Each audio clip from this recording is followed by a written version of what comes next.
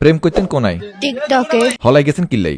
বাসায় ভালো লাগে না তাই। বাসায় ভালো লাগে না বলে টিকটকার বয়ফ্রেন্ডের সাথে পালিয়ে গেলেন 11 বছর বয়সী সুবা মামুনি।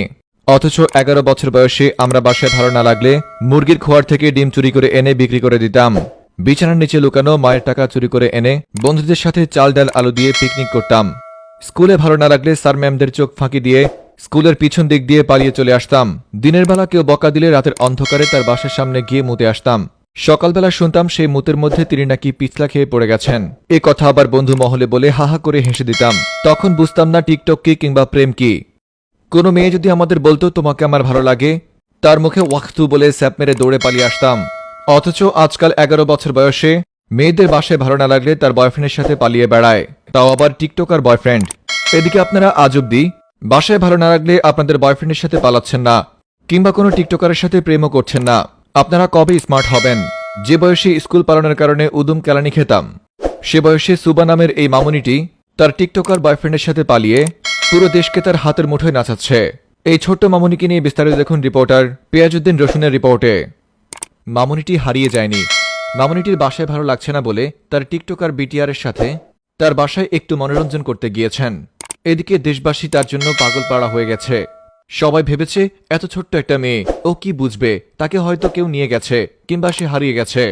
অথচ দেশবাসীকে মূলা ধরিয়ে দিয়ে সেই ছোট্ট মামুনিটি এবার তার টিকটকার বিটিআরের সাথে আত্মপ্রকাশ করলেন। টিকটকেই তার পরিচয় এবং টিকটক থেকেই তাদের প্রেম। জাস্ট চিন্তা করেন, 11 বছর বয়সে একটা মেয়ের ভালো লাগছে না বলে সে তার টিকটকার বয়ফ্রেন্ডের সাথে পালিয়ে যায়। অন্যদিকে আমি যখন 11 বছর বয়সে আমার মাকে বলতাম, আম্মা আমার বাসায় ভালো লাগছে না, তখন তিনি তার হাতে থাকা শলার মুঠা দিয়ে আমার গায়ে নকশা করে দিতেন। এরপর আমার খুব ভালো লাগতো বাসায়। 11 বছর বয়সে ভাই প্রেমই তো বুঝতাম না। মানুষের সুপারি গাছ থেকে সুপারি পেরে এনে সেগুলো বিক্রি করে দিতাম। মুরগির খোয়ারে থাকা ডিমগুলো চুরি করে নিয়ে গিয়ে বিক্রি করে দিয়ে সেই টাকা দিয়ে সম্পাপড়ি খেতাম। আজকাল 11 বছর বয়সে টিকটকার প্রেমিকের সাথে পালিয়ে যায়। অথচ 11 বছর বয়সে স্কুল ফাঁকি দিয়ে জব্বর আলী কিংবা আতামিয়ার গাছ থেকে তেঁতুল আর আমড়া পেড়ে এনে সেগুলো দিয়ে ভর্তা বানিয়ে খেতাম। তারপর স্কুল পালনের কথা বাড়িতে জানাজানি হয়ে গেলে মা আবারও তার শলার মুঠো দিয়ে আমার পিছনে নকশা করে দিতেন। তারপর ভয়ে ভয়ে পরদিন আবার স্কুলে গেলে মাস্টার মশাই ব্যাট দিয়ে আমার পিছনে আবারও নতুন করে নকশা করে দিতেন। এদিকে আপনারা তো আমার থেকেও আনস্মার্ট। 11 বছর বয়সে একটা মেয়ে তার বাসায় ভালো লাগছে না বলে তার বয়ফ্রেন্ডের সাথে ঘুরতে যাচ্ছে, তার বয়ফ্রেন্ডের সাথে পালিয়ে যাচ্ছে, তাও আবার টিকটকার বয়ফ্রেন্ড।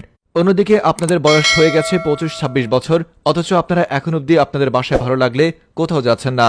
যেখানে রাত হয় সেখানে কাইট হয়ে যান আপনারা। আপনাদের নেই কোনো বয়ফ্রেন্ড, নেই কোনো টিকটক আইডি। আপনাদের থেকে জাতিরা কি শিখবে?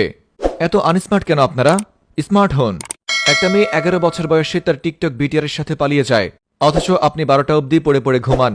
আপনার ভবিষ্যৎ তো ক্রিস গেলের চামড়ার মতো অন্ধকার। তাই আবারও বলছি, স্মার্ট হন, টিকটকারকে নিয়ে পালিয়ে যান। রিপোর্টার পেয়াজউদ্দিন রসুন ফ্রম নিউজ ভাইয়া।